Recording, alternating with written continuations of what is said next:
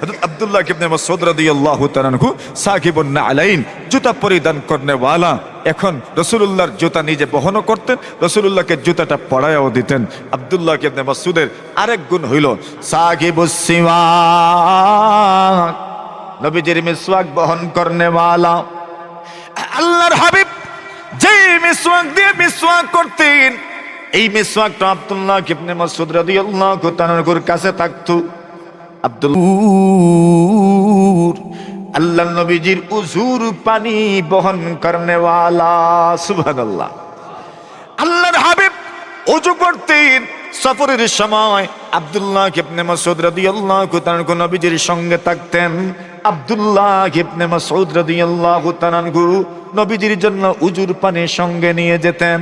আব্দুল্লাহ ইবনে মাসউদের 4 নম্বর গুণ হইল সাহিবুল বিসাদাম।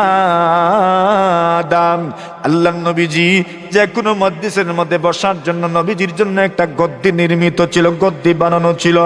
ওই গদ্দিটা আব্দুল্লাহ ইবনে মাসউদ রাদিয়াল্লাহু তাআলা আনহুর সঙ্গে থাকতাম। আবু দারদা রাদিয়াল্লাহু তাআলা আনহু বলেন, আলাইসা ফীকুম সাহিবুন নালাইন। আরে আব্দুল্লাহ ইবনে মাসউদ থেকে সত্ত্বেও আমার কাছে তোমরা কেন মাসআলা জিজ্ঞাসা করো? আমার কাছে তো মাসআলা জিজ্ঞাসা করার কোনো জরুরত নাই। এত বড় আলেম, এত বড় মুহাদ্দিস, এত বড় মুফতি, এত বড় কারি, এত বড় কারে আব্দুল্লাহ ইবনে মাসউদ রাদিয়াল্লাহু তাআলা আনহু, ওনার বিরুদ্ধে মামলা দায়ের করা হয়েছে ওমর রাদিয়াল্লাহু তাআলা আনহুর আদালতে। আমিরুল মুমিনিন ওমর, আপনি বলেছেন কেউ মুখস্থ কোরআন পড়াবেও না, কেউ মুখস্থ কোরআন লেখাবেও না, কিন্তু আমি দেখেছি কুফা নগরীর মধ্যে একজন মানুষ মুখস্থ কোরআন পড়ায়, একজন মানুষ মুখস্থ কোরআন লেখায়। ওমর রাদিয়াল্লাহু তাআলা আনহু বলেন, মামলার বিবাদীকে, বিবাদীর কথাটা তো বলো, আসামির নামটা তো বলো। এইবার উনি বলেন আসামি হলেন আব্দুল্লাহ ইবনে মাসউদ। এমনিতেই ওমর রাদিয়াল্লাহু তাআলা আনহু বলেন আব্দুল্লাহ ইবনে মাসউদ আসামি। আব্দুল্লাহ ইবনে মাসউদ যদি তোমার মামলার আসামি হয়, মামলাটা এই মুহূর্তেই খারিজ করে দেওয়া হলো। খারিজ বুঝেননি আপনারা? মামলা প্রত্যাখ্যান করে দেওয়া হলো, মামলা খারিজ করে দেওয়া হলো। কেন মামলা খারিজ হবে? হযরত ওমর বলেন আব্দুল্লাহ ইবনে মাসউদের বিরুদ্ধে এই মামলাটা গ্রহণ করা হবে না। কেন গ্রহণ করা হবে না? ওমর রাদিয়াল্লাহু তাআলা আনহু বলেন, আল্লাহর জমিনে মুখস্থ যদি কেউ কোরআন পড়ায়, মুখস্থ যদি কেউ কোরআন লেখায়, সবার জন্য যদি নাজায়েজ হয়, সবার জন্য যদিও এটা নিষেধ হয়, কিন্তু আব্দুল্লাহ ইবনে মাসউদের জন্য এর অনুমতি দিতে কোনো অসুবিধা নাই। কেন অসুবিধা নাই? উনি বলেন এর পিছনে আরেকটা ঘটনা আছে। কি আছে? কইলিতাম আসেননি সবাই? একবারে সজ্ঞানে আছেন? পুরো প্রস্তুতি নিয়ে আছেন? আগ্রহের সাথে আছেন না ঘুমাইয়া? আগ্রহের সাথে আছেন তো? এই ঘটনা ছোট। আব্দুল্লাহ ইবনে মাসউদ রাদিয়াল্লাহু তাআলা আনহুর অনুমতি আছে, সে কোরআন মুখস্থ পড়াতেও পারে, সে কোরআন মুখস্থ লেখাইতেও পারে। কারণ হলো, এইবার ওমর বলেন একদিন আল্লাহর নবী সাল্লাল্লাহু আলাইহি ওয়াসাল্লাম, আমি এবং আবু বকর মসজিদে নববীর মধ্যে ছিলাম। আল্লাহর হাবিব ঈশার নামাজের পরে, কোন সময় মনে আছে তো?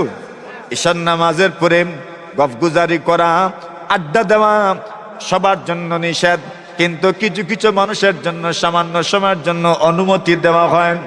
এমন একটা প্রেক্ষাপট হলো, হযরত ওমর বলেন আল্লাহর হাবিব সাল্লাল্লাহু আলাইহি ওয়াসাল্লাম আবু বকর সিদ্দিক রাদিয়াল্লাহু তাআলা আনহুর সঙ্গে মুমিন মুসলমানদের গুরুত্বপূর্ণ বিষয়ে পরামর্শ করছিলেন।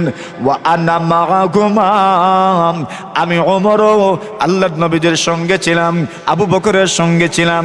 ওমর বলেন না আমার সঙ্গে পরামর্শ করছেন, এই কথা বলেন না। অথচ ওমর রাদিয়াল্লাহু তাআলা আনহু, ওনাকে আল্লাহ তাআলা এত সুন্দর সুন্দর রায় দেওয়ার তৌফিক দান করেছেন। উনি যেই রায় প্রদান করতেন, এই রায় আল্লাহর কাছেও কবুল হয়ে যেত। মানে এত সুন্দর সুন্দর রায় উনি দিতে পারতেন। এজন্য বলছেন অনেক জায়গা এমন আছে উমরের প্রস্তাবনার উপরই আল্লাহ তাআলা বিধান নাজিল করেছেন। এমন অনেক জায়গাও আছে উমরের প্রস্তাবনার উপর আল্লাহ তাআলা বিধান নাজিল করেছেন। এখন কিন্তু ওমর এরপরেও বলছেন না রাসূল আমার সঙ্গে পরামর্শ করছিলেন, বলছেন আবু বকরের সাথে রাসূলুল্লাহ গুরুত্বপূর্ণ কিছু বিষয়ে পরামর্শ করছিলেন, ওয়া আনা মাহুমা, আমিও সাথে ছিলাম। আদব বুঝেছেন? শিষ্টাচার বুঝেছেন? ভদ্রতা কাকে বলেন, সভ্যতা কাকে বলেন? উনি বলতে পারতেন রাসূল আমার সঙ্গে পরামর্শ করেছেন, এই কথা না বলে বলতে চান আমার কি অবস্থান যে রাসূল আমার সাথে পরামর্শ করবেন। উনি বলছেন রাসূল তো পরামর্শ করেছেন আবু বকরের সাথে, আর আমিও খাদিম হিসাবে সাথে ছিলাম। অথচ পরামর্শ রাসূলুল্লাহ দুজনের সাথেই করেছেন। ওয়া আনা মাআহুমা, আমি নবীজি সাল্লাল্লাহু আলাইহি ওয়াসাল্লামের সাথে ছিলাম। আল্লাহর হাবিব পরামর্শ করেছেন। এমন সময় আমরা শুনি কে যেন মসজিদে নববীর মধ্যে গুনগুন গুনগুন করে কোরআনের মাজিদ তিলাওয়াত করে।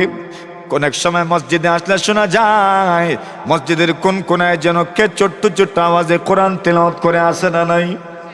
আল্লাহর নবীর সাহাবী ওমর বলে আমরা শুনি কে যেন গুনগুন গুনগুন করে কোরআন তিলাওয়াত করে। ওই সময়ের কথা একটু চিন্তা করেন, মসজিদের নববী খেজুর পাতার ছাদ, আল্লাহ নবীজি সাল্লাল্লাহু আলাইহি ওয়াসাল্লামের যুগ, বাতিরও তেমন কোনো ব্যবস্থা ছিল না, লাইটিং এর কোনো ব্যবস্থা নাই, লাইটিং এর কোনো ব্যবস্থা পাওয়া যেত না। ওই যুগের কথা কেন চিন্তা করবেন? আজকের থেকে 30, 35, 40 বছর আগে আমাদের অঞ্চলের অবস্থাই বা কেমন ছিল? মানুষ কেরোসিনের মাধ্যমে ল্যাম্প জ্বালাইতো, ঠিক কিনা? আবার ল্যাম্প একটা জ্বালানোর পরে 2 নম্বরটা জ্বালাইলেন, গরবালার পক্ষ থেকে নিষেধ করে দেওয়া হতো তাড়াতাড়ি ল্যাম্প নিবাও, না এটা আসিল না কত বছর আগে, এটা এই 30-35 বছর আগে তো এমনই ছিল যে আমাদের ঘরে ল্যাম্প জ্বালাইতে গেলেও এটারও হিসাব নিকাশ ছিল যে সব ঘরে সব কোঠায় ল্যাম্প জ্বালানোর কোনো সুযোগ ছিল না, ঠিক না? ওই সময় তো, এখন তো মসজিদেও আলো আছে, ওই যুগে তো এমন ছিল না। মসজিদে যে আলো আছে এমন নয়। আল্লাহর পয়গম্বর আলাইহিস সালাতু ওয়াস সালাম সাহাবায়ে কেরামের সঙ্গে পরামর্শ করেন মসজিদের অন্য কোনায় কে আছে দেখা যায় না। আব্দুল্লাহ ইবনে মাসউদ রাদিয়াল্লাহু তাআলা আনহু, উনি আল্লাহর নবী সাল্লাল্লাহু আলাইহি ওয়াসাল্লামদের উপস্থিতিতে মসজিদের কোনায় উনি গুনগুন গুনগুন করে কোরআন তিলাওয়াত করছেন। আল্লাহর নবী যে ওমরকে বলেন, ওমর যাও দেখে আসো কে যেন সুন্দর করে কোরআন তিলাওয়াত করে, গুনগুন গুনগুন করে কে কোরআন তিলাওয়াত করে, তুমি একটু দেখে আসো। ওমর রাদিয়াল্লাহু তাআলা আনহু বলেন আমরা দেখে আসলাম। আমি বললাম ইয়া রাসূলুল্লাহ, ইয়া হাবিবাল্লাহ, আব্দুল্লাহ ইবনে মাসউদ কোরআন তিলাওয়াত করে। আল্লাহর পয়গম্বর বলেন কেউ যদি চাও আল্লাহ তাআলা লৌহে মাহফুজের মধ্যে কোরআনে মাজিদ যেই অবস্থায় রেখেছেন, বাল হুয়া কুরআনুম মাজিদ ফি লাউহিম মাহফুজ। কোরআন কোথায়? আরে বলেন না কোরআন কোথায়? বাল হুয়া কুরআনুম মাজিদ ফি লাউহিম মাহফুজ। লাউহে মাহফুজ বলতে কি বুঝে সেই ব্যাখ্যা বিশ্লেষণে আমরা যাব না। লৌহে মাহফুজ থেকে কোরআন কিভাবে দুনিয়াতে আসলো ওই ব্যাখ্যা বিশ্লেষণে আমরা যাচ্ছি না। আল্লাহ বলেন লৌহে মাহফুজের মধ্যে কোরআনটা সংরক্ষিত আছে।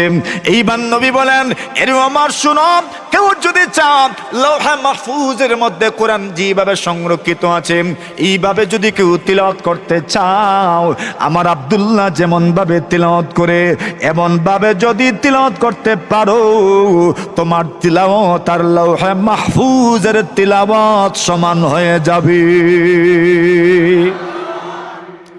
কি বুঝলাম আমরা? যে ঈশার নামাজের পরে গুরুত্বপূর্ণ বিষয়ে পরামর্শ করা যায়, কোরআন তিলাওয়াত করা যায়, দ্বীনি আলোচনাও করা, জোরে বলেন, দ্বীনি আলোচনাও করা যায়। নবী আলাইহিস সালাতু ওয়াস সালাম উম্মে সালামা রাদিয়াল্লাহু তাআলা 2 নম্বর, নিজের স্ত্রীর সাথেও মাঝে মধ্যে কথা বলা যায়। আর বিশেষ করে নতুন নতুন বিয়ে করলে, আর মাত্তা কোন দিন নতুন নতুন বিয়ে হইলে ঈশার নামাজের পর ছাড়া গফ করার সুযোগ আছে? তো নতুন জোড়া যারা নতুন নতুন বিয়ে করছে যারা, এরা গফ করতো কোন সময়? ইশারের পরেই তো। সুতরাং যারা নতুন নতুন বিয়ে করে এদের জন্য ঈশান নামাজের পরে গফ করার অনুমতি আছে। এখন নতুন বিয়ে কতদিন? নতুন এটা তো বোঝার দরকার। এখন যদি 3 বছর যাওয়ার পরে কয় হুজুর আমি তো নতুন হই, নতুন কতদিন? বেশিরভাগ বেশ থেকে বেশ 1 মাস। কয় মাস? 1 মাস। সুরুর শাহরিন কুমুম দাখরিন লুজুম মাহরিন। এক বেটা বিবাহের তারিফ করছে, বিবাহ কার নাম? বলে সুরুর শাহরিন, 1 মাসের আনন্দ, আর লুজুম মাহরিন মোহর আবশ্যক হওয়া, আর সারা জীবনের টেনশন। ঠিক না বে ঠিক? হ্যাঁ ঠিক নেই। যারা বিয়া করছে এরা কইতে পারবে এটা ঠিক না বে ঠিক, আর যারা বিয়া শাদী করছে না এরা এটা টেরই পাইতো না এটা ঠিক না বে ঠিক। ঠিক না বে ঠিক? সারা জীবনের যে টেনশন এটা যারা বিয়ে শাদী করছে এরা টের পাবে, আর যারা বিয়ে করে নাই এরা আমাদের কথা শুনে কইব এটা কি দেখো এরা, এটা কি একটা টেনশনের বিষয় হইল? বিয়া করলে না বুঝতা এটা টেনশনের বিষয় নি। না কথা কইন ঠিক না বে ঠিক? এখন দেখেন হযরত রাসূল করিম সাল্লাল্লাহু আলাইহি ওয়াসাল্লাম একদিন রাত্রে ঘুম থেকে জাগ্রত হলেন। রসুল স্বপ্ন দেখেছেন। স্বপ্ন দেখার পরে আমাদের অনেক সময় ঘুম ভাঙ্গে কিনা? ঘুম ভাঙ্গে। উম্মে সালামা রাদিয়াল্লাহু তাআলা আনহা বলেন, ইস্তাইকাযান নবিয়্যু সাল্লাল্লাহু আলাইহি ওয়াসাল্লাম যাতা লাইলা। এক রাতে নবীজি ঘুম থেকে জাগ্রত হলেন। ফাকালা সুবহানাল্লাহ। ঘুম থেকে জাগ্রত হয়ে নবী আলাইহিস সালাতু ওয়াসসালাম বললেন সুবহানাল্লাহ। মাদা উনজিলাল লাইলাতা মিনাল ফিতান ওয়া মাদা ফুতিহা মিনাল খাযাইন আইখিযু সাওয়াহিবাল হুজার ফারুব্বা কাসিয়াতিন ফিদ দুনিয়া আরিয়াতিন ফিল আখিরাম। উম্মে সালামা রাদিয়াল্লাহু তাআলা আনহা বলেন, ইস্তাইকাযান নবিয়্যু সাল্লাল্লাহু আলাইহি ওয়াসাল্লাম যাতা লাইলা। এক রাতে নবীজি হঠাৎ করে ঘুম থেকে জাগ্রত হয়ে গেলেন। ঘুম থেকে জাগ্রত হয়ে রাসূল সাল্লাল্লাহু আলাইহি ওয়াসাল্লাম বললেন সুবহানাল্লাহ। কি বলেছেন? এজন্য কেউ যদি স্বপ্ন দেখে, ভয়ঙ্কর কোন স্বপ্ন যদি দেখুক, আল্লাহর হাবিব বলেন আপনি ঘুম থেকে উঠার পরেই বলবেন সুবহানাল্লাহ। ভয়ঙ্কর কোন স্বপ্ন দেখলে সুবহানাল্লাহ বলবেন। হযরত উম্মে সালামা বলেন নবীজি ঘুম থেকে জাগ্রত হলেন। ঘুম থেকে জাগ্রত হয়ে রাসূল সাল্লাল্লাহু আলাইহি ওয়াসাল্লাম বললেন সুবহানাল্লাহ। অতঃপর নবী বলেন মাযা উনজিলাল লাইলাতা মিনাল ফিতান। আজকের রাতে কি পরিমাণ ফিতনার আবির্ভাব হয়েছে, কি পরিমাণ ফিতনা এই দুনিয়ার মধ্যে নেমে এসেছে। মানে আমি আজকের রাত্রে স্বপ্নে দেখেছি এই পৃথিবীর মধ্যে কত ফিতনা হবে, কত ফাসাদ হবে, কত বিপর্যয় হবে, আমি সব কিছু স্বপ্নের মধ্যে দেখেছি। এরপর নবী বলেন স্বপ্নের 2 নম্বর অংশ হলো ওয়ামাদা ফুতিহা মিনাল খাযাইন। আল্লাহর পয়গম্বর বলেন আমি স্বপ্নে দেখেছি আল্লাহ পাক রব্বুল আলামিন ধন ভান্ডার উন্মুক্ত করে দিয়েছেন। আমি স্বপ্নে দেখেছি ধন বেড়ে গেছে, আমি স্বপ্নে দেখেছি সম্পদ বেড়ে গেছে। আল্লাহর নবী বলেন 2টা জিনিস স্বপ্ন দেখলাম। 1 নম্বর হলো আজকের রাত্রে কি পরিমাণ ফিতনা দুনিয়াতে নেমে এসেছে। 2 নম্বর স্বপ্নে দেখেছি ধন ভান্ডার খুলেছে, ধন ভান্ডার উন্মুক্ত করে দেওয়া হয়েছে। 2টা কথার যুগসাজশ আছে। অনেক সময় সম্পদের কারণেই কিন্তু ফিতনার সূচনা হয়, ঠিক কিনা? সম্পদ যত বাড়ে ফিতনা তত বাড়ে। আল্লাহ রাসূল সাল্লাল্লাহু আলাইহি ওয়াসাল্লাম এইবার সম্বোধন করে বলেন আইকিজু সাওয়াহিবাল হুজার। আল্লাহর নবী বলেন মহিলাদেরকে ঘুম থেকে জাগাও, মহিলাদেরকে ঘুম থেকে জাগাও, মহিলাদেরকে ঘুম থেকে জাগাও। কতটা ভালো করে বুঝিয়েন। নবী স্বপ্নে দেখলেন ফিতনা দুনিয়াতে নেমে এসেছে। কত ধরনের ফিতনা আমি দুনিয়াতে নামছে দেখছি, স্বপ্নে দেখছি। 2 নম্বর দেখেছি সমস্ত ধন ভান্ডার, সমস্ত সম্পদ যেন খুলে দেওয়া হয়েছে, উন্মুক্ত করে দেওয়া হয়েছে। ধন সম্পদের ভান্ডার যেন উন্মুক্ত করে দেওয়া হয়েছে। এই 2টা জিনিস স্বপ্ন দেখার পরে আল্লাহ রাসূল সম্বোধন করে বলেন মহিলাদেরকে ঘুম থেকে জাগ্রত করম, মহিলাদেরকে ঘুম থেকে জাগ্রত করম। কেন রাসূল মহিলাদেরকে ঘুম থেকে জাগ্রত করার কথা বলেন? কারণ হলো যখন সম্পদ বেড়ে যায় সবচেয়ে বেশি ফিতনার সম্মুখীন হয় নারী সমাজ, ঠিক কিনা? সম্পদ বাড়লে সবচেয়ে বেশি ফিতনার সম্মুখীন হয় কারা? নারী সমাজ। যেই পরিবারে ধন সম্পদ ছিল না, ওই পরিবারে হঠাৎ যদি সম্পদ বাড়ে, আপনি দেখবেন ওই মহিলার, ওই ঘরের বেশিরভাগ মহিলা বেপরদা হয়ে গেছে। ইল্লা মাশাআল্লাহ, আল্লাহ যদি কাউকে হেফাজত করে তো ঠিক আছে, অথবা দেখবেন যেই পরিবারে সম্পদ বাড়ে, এই পরিবারের প্রথম বেপরদা হয় কারা? মহিলারা। মহিলার থেকেই ফসন ধরে। এই জন্য রসুল বলছেন, আইকিজু সাওয়াহিবাল হুজার, মহিলাদেরকে ঘুম থেকে জাগ্রত করো। কেন? ফারুব্বা কাসিয়াতিন ফিদ দুনিয়া আরিয়াতিন ফিল আখিরা। অনেক মহিলা আছে দুনিয়াতে তো কাপড় পরিধান করবে, কিন্তু আখিরাতে এরা উলঙ্গ থাকবে। এটা এক অর্থ। আরেক অর্থ হলো, কত মহিলা আছে দুনিয়াতে সম্পদের পাহাড়ের কারণে এই মানুষটা আল্লাহর জমিনের মধ্যে সুন্দরভাবে জীবন যাপন করবে, সে আল্লাহর জমিনে আল্লাহ তাআলার যাতে নাফরমানি করে করে জীবন যাপন করবে। রসুল বলছেন আরিয়াতিন ফিল আখিরা, দুনিয়াতে যদিও আরাম আয়েশের জীবন যাপন করেছে, কিন্তু আখিরাতে আল্লাহ তাআলার নিয়ামত থেকে বঞ্চিত থাকবে। বিশ্বাস আসেনি আপনারা? দুনিয়াতে যদিও সে আরামায়েশের জীবন যাপন করবে, কিন্তু আখিরাতে আল্লাহ তাআলার জান্নাত লাভ থেকে সে অনেক বঞ্চিত থাকবে, কোনো সন্দেহ নাই। এটা একটা স্বপ্নের কথা বললাম। স্বপ্নের মাধ্যমে আমরা বুঝাইতে চাইলাম যে অনেক সময় ইলমের আলোচনা এশার নামাজের পরে করা না, তো না আপনারা, দিনী আলোচনা, দিনী মুযাকারা এশার নামাজের পরে করা যায়, এটা করার দরকার। আচ্ছা, তাহাজ্জুদ যারা পড়বে এদের জন্য ঈশান নামাজের পরে কথা বলার অনুমতি আছে, গপ করারও অনুমতি আছে, একটু আধটু এদিক সেদিকের কথা বলারও অনুমতি আছে। আব্দুল্লাহ ইবনে আব্বাস রাদিয়াল্লাহু তাআলা আনহুমা বলেন, বিত্তু ইনদা খালাতি মাইমুনাহ রাদিয়াল্লাহু তাআলা আনহা। আব্দুল্লাহ ইবনে আব্বাস বলেন, একদিন রাতে আমি আমার খালা মাইমুনা রাদিয়াল্লাহু তাআলার ঘরে গেলাম। মাইমুনা হচ্ছেন নবী আলাইহিস সালাতু ওয়াস সালামের স্ত্রী, নবীজির স্ত্রী। আবার আব্দুল্লাহ ইবনে আব্বাস নবীজির চাচাতো ভাই, আবার নবীজির ঘরে ওনার খালা নবী আলাইহিস সালাতু ওয়াস সালামের স্ত্রী।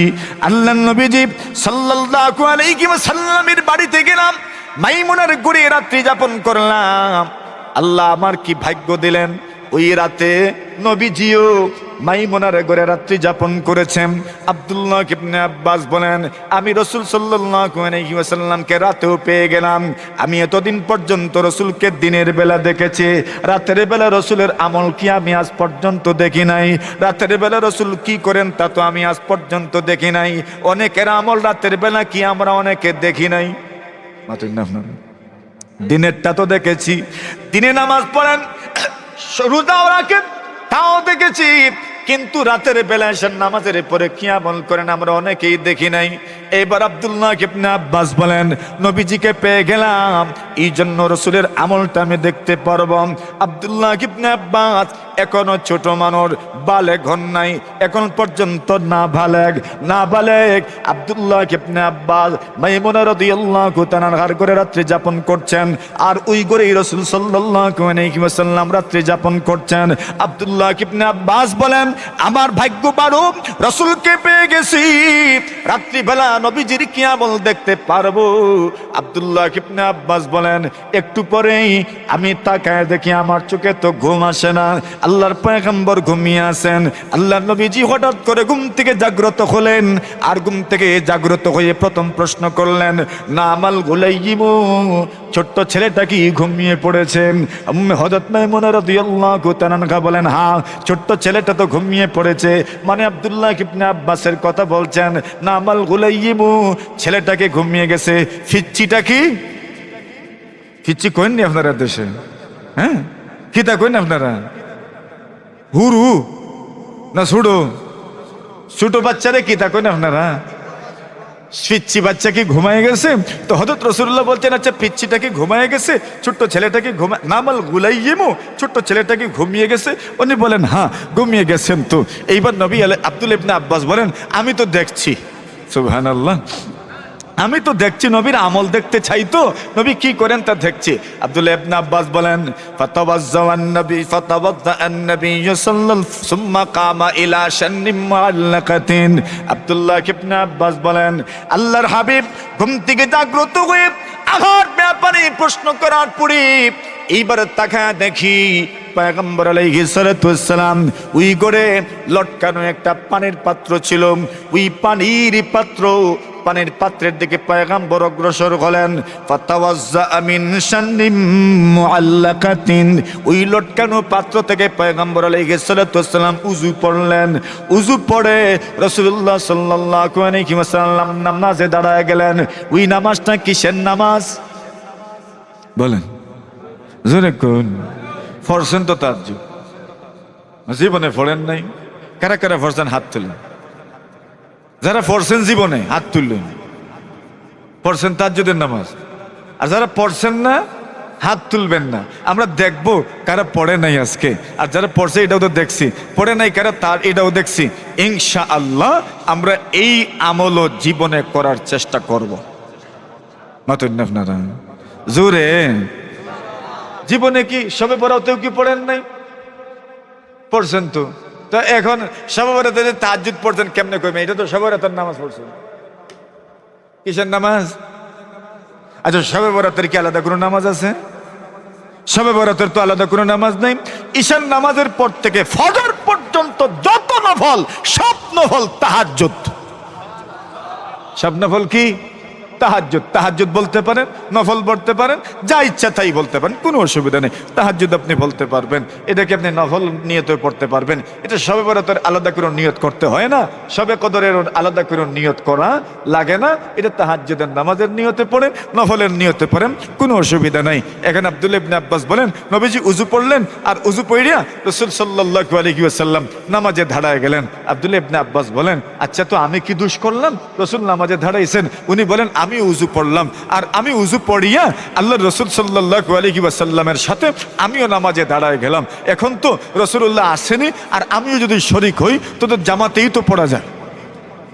আপনারা জামাতে পড়া যায় না? জামাতে পড়া যায়। রাসূল তো আগের থেকেই আসেন। এখন আমি যে পরে যুক্ত হইতাম, এখন ইমাম সাহেব তো রাসূলুল্লাহ, ইমাম সাহেবকে রাসূলুল্লাহ, মুক্তদি তো আমি হই। আব্দুল্লাহ ইবনে আব্বাসই তো মুক্তদি, আর তো কেউ মুক্তদি নাই। এখন আব্দুল্লাহ ইবনে আব্বাস বলেন আমি যেহেতু একাই মুক্তদি, তো আমি কোন দিকে দাঁড়ানোর কথা? মুক্তদি একজন থাকলে কোন দিকে দাঁড়াবেন? ডান দিকে। আব্দুল্লাহ ইবনে আব্বাস বলেন ফাকুমতু আন ইয়াসারিহি, আমি ডান দিকে না দাঁড়াইয়া রাসূলুল্লাহর বাম দিকে দাঁড়ায় গেলাম। সুবহানাল্লাহ জোরে সুবহানাল্লাহ। বড় রস কষিন দেখি, একবারে রসের সাথে একবারে মজা লাগাইয়া স্বাদ নিয়া জোরে সোরে সুবহানাল্লাহ। হ্যাঁ রে বাপ রে বাপ, ওইতে আওয়াজ, এ তো আওয়াজ বুঝি আপনারা এতক্ষণ পর্যন্ত গোপন রাখছেন। সুবহানাল্লাহ কি হবে হামদি, সুবহানাল্লাহিল আযীম। রাসূলুল্লাহ সাল্লাল্লাহু আলাইহি সাল্লামের সাহাবী আব্দুল্লাহ ইবনে আব্বাস বলেন ফাকুমতু আন ইয়াসারিহি, আমি নবীজির বাম দিকে দাঁড়াইলাম। আচ্ছা মুক্তদি একজন থাকলে কোন দিকে দাঁড়াবে? ডান দিকে। মানে দাঁড়াইছেন কোন দিকে? বাম দিকে। আব্দুল্লাহ ইবনে আব্বাস বলেন ফাকাদা রাসূলুল্লাহ সাল্লাল্লাহু আলাইহি ওয়াসাল্লাম বিউদুনি, আল্লাহর নবীজি আমার কানে ধরলেন। ফি রিওয়ায়াতিন ফাআখাযা রাসূলুল্লাহ সাল্লাল্লাহু আলাইহি ওয়াসাল্লাম বিরাসি, আল্লাহর নবীজি আমার মাথায় ধরলেন। আমার মাথায় ধরে ফাজালানি আইয়ামিনিহি, আল্লাহর নবীজি আমাকে তার ডান দিকে নিয়ে আসলেন। আব্দুল্লাহ ইবনে আব্বাস বলেন এইবার মাসআলা হলো আমি তো সোজা সোজা দাঁড়াবো। কি খুব ভালো করে মনে রাখেন, মাসআলা, ইমাম তো একজন, মুক্তদি একজন। মূল মাসআলা হলো ইমাম সাহেবের সমান সমান দাঁড়ানো, এটাই হইল মাসআলা। তবে অনেক সময় আমাদের পা ইমাম সাহেবের আগে ভুরা যাওয়ার সম্ভাবনা আছে। এজন্য আমাদের পরবর্তী যুগের উলামায়ে কেরামরা বলেছেন ইমাম সাহেব থেকে এক কদম পিছনে দাঁড়ান। এক কদম কি পিছনে দাঁড়ান, নতুবা মূল মাসআলা কি সমান দাঁড়ান। মূল মাসআলা কি সব তো, এটা তো সব হই তো, সব তো সুজা হইব, সব কি হইব সুজা হইব। এই জন্য ইমাম সাহেবের সাথে মুক্তদি একজন থাকলে সুজা দাঁড়ানো, এটা হইল মূল মাসআলা। বাকি সতর্কতার জন্য বলা হয় এক কদম কি পিছনে, নতুবা মূল মাসআলা কি সমান সমান দাঁড়ানো। কিন্তু আব্দুল্লাহ ইবনে আব্বাস ওই সময়ও সমান সমান না দাঁড়াইয়া এক কদম পিছনে দাঁড়াইছে। যখন নামাজ শেষ হয়ে গেল, আল্লাহর হাবিব বলেন, এরে আব্দুল্লাহ, মাসআলা মতো আমার সোজা তুমি দাঁড়াবে, কিন্তু মাসআলা মতো তুমি আমার সোজা না দাঁড়াইয়া আমার থেকে কদম পিছনে কেন তুমি দাঁড়াইলা? আব্দুল্লাহ ইবনে আব্বাস বলেন, ইয়া রাসূলুল্লাহ, ইয়া হাবিবাল্লাহ, ওগো নবীজি, আপনি হলেন রাসূলুল্লাহ, আর আমি সামান্য একটা ছেলে।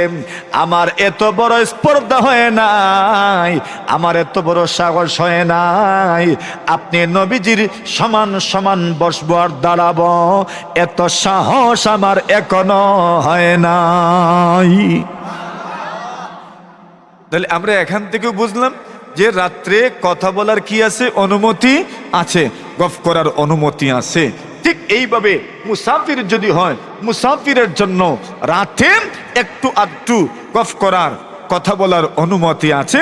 নতুবা স্বাভাবিক মাসআলা হলো রাত্রে এশার নামাজের পরে কোনো আড্ডা হবে না, কোনো অযৌক্তিক অনর্থক কোনো কথাবার্তা বলার অনুমতি নেই। হয়তো দ্বীনি আলোচনা, দ্বীনি মুযাকারা, দ্বীনি তালিম, অথবা পড়ানো অথবা পড়া, এছাড়া আর কোনো অপশন নাই। হ্যাঁ, যদি আপনি এই 4 দলের অন্তর্ভুক্ত হন তাহলে একটু আধটু কথা বলার অনুমতি আছে, নতুবা আপনার অযথা অনৈতিকভাবে, অযৌক্তিকভাবে অনর্থক কোনো কথা বলার অনুমতি ঈশার নামাজের পরে নেই। আমার কথাটা বুঝাইতে পারছি না আমি আপনাদেরকে? এটা হইল আমার আজকের আলোচনার প্রথম কথা, প্রথম ওয়াজ। আজকের এই নসিহতের সবগুজারির প্রথম ওয়াজ হলো এশার নামাজের পরে আমরা দ্বীনি আলোচনা, দ্বীনি মুযাকারা, পড়ানো ব্যতীত অনর্থক কোনো কথাবার্তায় আমরা লিপ্ত হব না। এটা তো এমনি থাউকা ইনশাল্লাহ। আর কি থাউকা বুঝেননি আপনারা? থাউকা বুঝেননি? থাউকা ইনশাল্লাহ। দেখবেন ওই যে শুরু হবে, একটু পরেই শুরু হবে গল্প গুজব, আড্ডা। খবরদার, যত সম্ভব একদিনে অভ্যাস পরিবর্তন করতে পারবেন না, 2 দিনেও পারবেন না, 3 দিনেও পারবেন না। প্রত্যেক দিন কমপক্ষে 10 মিনিট 20 মিনিট সময় কমায়া দেন আড্ডা থেকে, গল্প গুজব থেকে। প্রতিদিন আপনি যেই সময়ে বাড়িতে যান, প্রতিদিনের তুলনায় আজকে 20 মিনিট আগে যাবেন, নিয়ত করবেন আগের থেকে। পরের দিন আরো 20 মিনিট আগে, পরের দিন আরো 20 মিনিট আগে, পরের দিন আরো 20 মিনিট আগে। এইভাবে যখন নিজেকে নিয়ন্ত্রণ করতে পারবেন, তখন দেখবেন গল্প গুজব আড্ডা এমনিতেই কমে যাবে। আপনার ফেসবুকে চ্যাটিং করবেন, এটাও গল্প গুজবের অন্তর্ভুক্ত। হোয়াটসঅ্যাপে চ্যাটিং করবেন, এটাও গল্প গুজবের অন্তর্ভুক্ত। ইমোতে চ্যাটিং করবেন, এটাও গল্প গুজবের অন্তর্ভুক্ত। ফোনে কথা বলবেন, এটাও তো গল্প গুজবের অন্তর্ভুক্ত। এগুলো প্রতিনিয়ত একটু কমায় দেওয়ার দরকার ইনশাআল্লাহ। পারবেননি? ইনশাআল্লাহ। ইনশাআল্লাহর গতি যত বেশি হইব, এই গতিও তত বেশি হইব। আমি তো বুঝি ওই কি পরিমাণ পারবেন, এটার আমার একটা বুঝ আছে। এরপরেও আমি বলে দিয়েছি, আস্তে আস্তে ধীরে ধীরে ধীরে ধীরে আস্তে আস্তে নিজেকে নিয়ন্ত্রণে নিয়ে আসবেন ইনশাআল্লাহ। হিম্মত আছে তো? ইচ্ছা আছে তো? দৃঢ়তা আছে তো? ইচ্ছা শক্তি আছে পুরা? একটু কমায় নিয়ে আসবেন ইনশাআল্লাহ, আপনি সফল হবেন। আপনি ব্যর্থ হবেন না কোথাও। আল্লাহ আপনাকে দুনিয়া আখিরাতে সফলতা দিবেন ইনশাআল্লাহ, ঠিক কিনা? আসেন 2 নম্বর কথা যেটা আমি বলতে চাই, সেটা হলো আমি কোরআনে মাজিদের সামান্য আপনাদের সামনে আমি তিলাওয়াত করেছি। রাসূল করিম সাল্লাল্লাহু আলাইহি ওয়াসাল্লাম থেকে আমি ছোট্ট একটা হাদিসের অংশ আপনাদের সামনে তিলাওয়াত করেছি।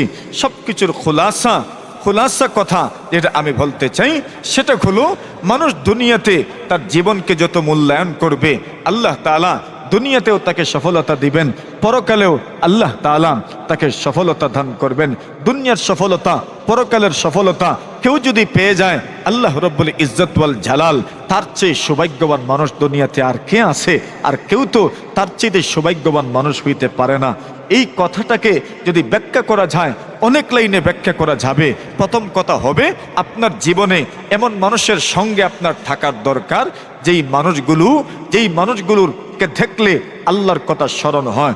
2 নম্বর, এমন মানুষের সাথে থাকার দরকার যেই মানুষগুলোর আমলের কারণে আপনার আখিরাতের কথা স্মরণ হয়। কার কথা স্মরণ হয়? যার আমল দেখলে কার কথা স্মরণ হয়?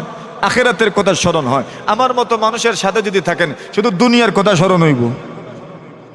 এমন অনেক মানুষ আছে এর সাথে যদি আপনি বন্ধুত্ব স্থাপন করেন শুধু দুনিয়ার কথা স্মরণ হইব। কার কথা? দুনিয়ার কথা। এমন মানুষ দুনিয়াতে আছে এদের সাথে যদি আপনি থাকেন তাহলে দুনিয়ার কথা আপনার স্মরণ হবে, সিনেমা দেখার কথা স্মরণ হবে। সুতরাং আপনি এমন মানুষের সাথে থাকেন যাকে দেখলে কার কথা স্মরণ হয়? বলেন বলেন, কার কথা স্মরণ হয়? আল্লাহর কথা স্মরণ হয়। এমন মানুষের সাথে আপনি থাকবেন যেই মানুষটার সাথে থাকলে পরে আপনার আখিরাতের যার আমল দেখলে আখিরাত। এমন মানুষের সাথে থাকো যাকে দেখলে তোমার জ্ঞান বাড়বে, তোমার ইলম বাড়বে। কি বাড়বে? জ্ঞান বাড়বে, ইলম বাড়বে। এইভাবে যদি তুমি চলতে পারো তোমার জীবনটা সফল। কিন্তু আপনার জীবন সফল কিনা এটা আপনি বুঝবেন কখন? যখন দেখবেন আল্লাহ তাআলা আপনাকে সব কিছুর ব্যবস্থা করে দিচ্ছেন, তখন বুঝবেন আপনার জীবনটা সফল হচ্ছে। আপনার সব কিছুর আল্লাহ তাআলা ব্যবস্থা করে দিচ্ছেন। এই কথার অর্থ কি? এই কথার অর্থের একটা অর্থ হইল আপনি যদি নেক আমল করেন, আপনি যদি ভালো আমল করেন তো আল্লাহ তাআলা আপনাকে প্রথম যে পুরস্কার দান করবেন সেই পুরস্কারটা হইল আল্লাহ তাআলা আপনাকে অন্য নেক আমল করার তৌফিক দান করবেন। কি বলছি বুঝছেন আমার কথা? বুঝেন নাই? আমি আবারও বলছি, আপনি যে নেক আমল করবেন এই নেক আমল আপনি তো এমন মানুষের সঙ্গে থাকবেন যাকে দেখলে আল্লাহর কথা স্মরণ হয়। এমন মানুষের সাথে থাকবেন যার আমল আপনাকে আখিরাতের কথা স্মরণ করায় দেয়। এমন মানুষের সঙ্গে থাকবেন যাকে দেখলে আপনার ইলম বাড়ে, যার কথা আপনার ইলম বাড়ায়, যার কথা আপনার জ্ঞান বাড়ায়। এর মানে আপনি আমলে অভ্যস্ত হবেন। আপনি যে নেক আমল করবেন এই নেক আমলের প্রথম পুরস্কার হইল আল্লাহ তাআলা আপনাকে আরো নেক আমলের তৌফিক দান করবেন। বুঝছেন না বুঝেন নাই? নেক আমল একটা কইরাই শুধু যদি চান আল্লাহ তাআলা জমিনে ফসল বাড়ায় দিবেন তৈব। নেক আমলের কি শুধু এইটাই সোয়াব যে আপনি নেক আমল করবেন আর আল্লাহ শুধু রিজেক বাড়ায় দিবেন? না না, রিজেকও বাড়বে। তবে নেক আমলের প্রথম নম্বর লাভ হইল আপনি যে নেক আমল করবেন আল্লাহ আপনাকে আরো নেক আমলের তৌফিক দান করবেন। আপনি নেক আমল করবেন একটা, আল্লাহ আপনাকে আরো নেক আমলের তৌফিক দান করবেন। এটা হইল আপনার নেক আমলের প্রথম ফায়দা। আল্লাহ রাসূল সাল্লাল্লাহু আলাইহি ওয়াসাল্লাম বলেন, মান কাসুরাত সালাতুহু বিল লাইল হাসুনা ওয়াজহুহু বিন নাহার। যেই ব্যক্তি রাতের বেলা নামাজ বেশি পড়ে দিনের বেলা তার চেহারা সুন্দর হয়। কি হয়? কোন সময়? দিনের বেলা। কি করলে? রাতে। এখন রাতে 2 রাকাত নামাজ পড়া সকালবেলা আয়না লইয়া বইরিও। হ্যাঁ, কথা বুঝছেন নি আমার? রাতে নামাজ 4 রাকাত পড়া সকালবেলা আয়না লইয়া বইও, দেখ মুখ সুন্দর হইছে নি? হ্যাঁ, না নাই রকম না। মান কাসুরাত সালাতুহু বিল লাইল হাসুনা ওয়াজহুহু বিন নাহার। যেই ব্যক্তি রাতের বেলা নামাজ পড়বে দিনের বেলা আল্লাহ তার চেহারার মধ্যে নূর দান করবেন। একদিন নয়, 2 দিন নয়, করতে থাকেন আল্লাহ তাআলা মানুষের অন্তরে আপনার ভালোবাসা ঢুকায়া দিবেন। তাহলে আপনার আমল প্রথম ফায়দা হলো আপনি যদি এক নেক আমল করেন আল্লাহ আপনাকে অন্য নেক আমলের তৌফিক দিবেন। 2 নম্বর, আপনি যদি নেক আমল করেন আল্লাহ আপনাকে হালাল রিজেকের ব্যবস্থা করে দিবেন। কি রিজেকের? এটাই হায়াতান তাইয়্যিবার প্রথম নম্বর ব্যাখ্যা হলো আল্লাহ হালাল রিজেকের ব্যবস্থা করবেন। আল্লাহ তাআলা হালাল রিজেকের ব্যবস্থা করবেন। আল্লাহ রাসূল আল্লাহ তাআলা বলছেন পুরুষ অথবা মহিলা যদি নেক আমল করে আল্লাহ দুনিয়ায় ফায়দা দিবেন, আল্লাহ তাআলা হায়াতে তাইয়্যিবা দান করবেন। হায়াতে তাইয়্যিবার প্রথম নম্বর ব্যাখ্যা হইল আর রিজকুল হালাল, আল্লাহ হালাল রিজেক দান করবেন। হালাল রিজেক যদি কারো হয়ে যায় আল্লাহ তার কোনো আমল আল্লাহর দরবারে কবুল হবে না এমন থাকবে না। কোনো মানুষ যদি তার রিজেককে হালাল বানাইতে পারে, তার গাজা হালাল বানাইতে পারে, আল্লাহ তাআলা তার সবগুলো নেক আমল কবুল করে নেবেন। রিজেক যদি হালাল হয়, গাজা যদি হালাল হয়, একটা দোয়াও অফুরন থাকবে না, প্রত্যেকটা দোয়াও আল্লাহ কবুল করে নেবেন। যদি আপনার রিজেক হালাল হয়, গাজা হালাল হয়, আল্লাহ আপনার সব নেক আমল কবুল করবেন, আল্লাহ আপনার সব দোয়াও কবুল করবেন। রাসূল সাল্লাল্লাহু আলাইহি ওয়াসাল্লাম বলেন, মান আকালা তাইয়্যিবা, কোন মানুষ যদি হালাল খায়, ওয়া আমিলা ফি সুন্নতি, রাসূল বলছেন কেউ যদি আমার সুন্নত অনুসারে আমল করে, ওয়া আমিনান নাসু বাওয়াইকাহু, আর লোকজন যদি তার অনিষ্ট থেকে বাঁচতে পারে, এই 3 আমল যদি কেউ করতে পারে, রাসূল বলছেন দাখালাল জান্নাহ, আল্লাহর জান্নাতের মেহমান হয়ে যাবে। মনে রাখবেন, হালাল রিজেকের ওয়াজ আল্লাহ শুধু আমাদেরকে করেন নাই, প্রথম ওয়াজটা আল্লাহ করেছেন রাসূলদেরকে। ইয়া আইয়ুহার রাসূল কুলু মিনাত তাইয়্যিবাত ওয়া'মালু সালিহা। হে রসুলগণ হালাল খাও আর হালাল খাওয়ার পরে আমল করো, কেননা আকলুল হালাল শারতুন লিকাবুলিল আমাল। হালাল খাওয়া নেক আমল কবুল হওয়ার প্রথম নম্বর শর্ত। রাজি আছেন না ইনশাআল্লাহ? আজ যদি রিজেক হালাল হয়, গাজা যদি হালাল হয়, নেক আমলে স্বাদ লাগবে, নেক আমলে মজা লাগবে, আল্লাহর জিকির করতে ভালো লাগবে, তাসবিহ পড়তে ভালো লাগবে, নামাজ পড়তে ভালো লাগবে, আমার রোজা রাখতে ভালো লাগবে। এজন্য সব সময় সতর্ক থাকার দরকার, কোনো মানুষকে ঠকে কিছু যেন আমরা না করি। সব সময় হালালই লাভ। হারামের মাধ্যমে আপনি উপার্জন করবেন, ধোঁকাবাজির মাধ্যমে উপার্জন করবেন, দেখবেন দুনিয়াতে 2-4 পয়সা লাভ হচ্ছে, কিন্তু বাস্তবে আপনার এর চাইতে বেশি ক্ষতি হয়ে যাবে। এমন ক্ষতির উদাহরণ একটা না, বুড়ি বুড়ি আছে, অভাব ছাড়া উদাহরণ এমন আছে। এজন্য আমরা হালালের প্রতি গুরুত্ব আরোপ করব। আল্লাহ তাআলা আমাদেরকে তৌফিক দান করুন, আমিন। কথা দীর্ঘায়িত করছি না, সব গুজারি আপনাদের আরো অনেক আমল আছে। আর আজকে তো বৃহস্পতিবার, এমনিতেই বরকতপূর্ণ একটি রাত। এই রাতে আমরা বেশিরভাগ আমল যেটা আছে সেই আমল তো আমরা করব, সাথে সাথে আমরা প্রত্যেকে ইনশাআল্লাহুল আজিজ দুরূদ শরীফের উপরও আমল করব ইনশাআল্লাহ। কিসের উপর? দুরূদ শরীফের উপর। আল্লাহ রব্বুল ইজ্জত ওয়াল জালাল আমাদেরকে তৌফিক দান করুন, আমিন। ওয়া আখিরু দাওয়ানা আনিল হামদুলিল্লাহি রাব্বিল আলামিন।